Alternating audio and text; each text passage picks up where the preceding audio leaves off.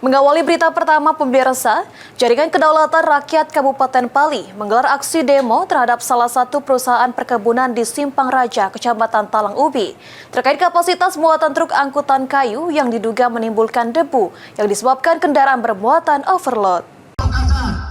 Saya bekerja di suatu perusahaan yang berasal dari luar daerah Kabupaten Pali.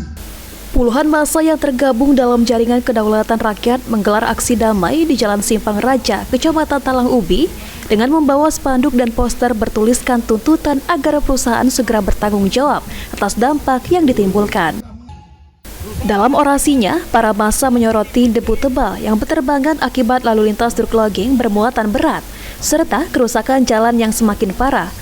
Aksi demo ini juga dilakukan mediasi oleh pihak Mapolres Pali. Koordinator Lapangan Jaringan Kedaulatan Rakyat, Sultan Amiril, menyampaikan, sudah beberapa kali dilakukan mediasi terhadap perusahaan tersebut, namun saat ini sudah ada kesepakatan setelah mediasi digelar di Mapolres Pali.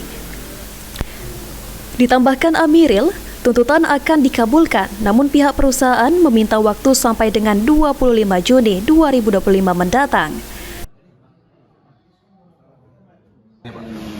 Tujuan kami aksi pada hari ini tanggal 2 Juni 2025 itu menuntut ke PT MHP atas usulan dari pengusaha lokal logging angkutan di PT MHP. Jadi supaya PT MHP itu dapat memenuhi tuntutan kami, karena sudah beberapa kali ada mediasi namun tidak ada titik terang. Manajemen perusahaan menyampaikan pihak perusahaan sudah menerima hasil tuntutan dan meminta waktu untuk mengkaji tuntutan yang diajukan oleh massa.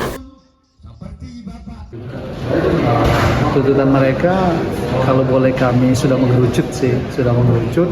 Salah satunya mereka hanya menanyakan kembali kaitannya dengan yang pertama insentif ya, dari 10 ke 5% itu sudah kita selesaikan dan mereka menerima. Itu yang pertama. Kemudian yang kedua terkait ke overload sudah ada toleransi ke angka 36 ton.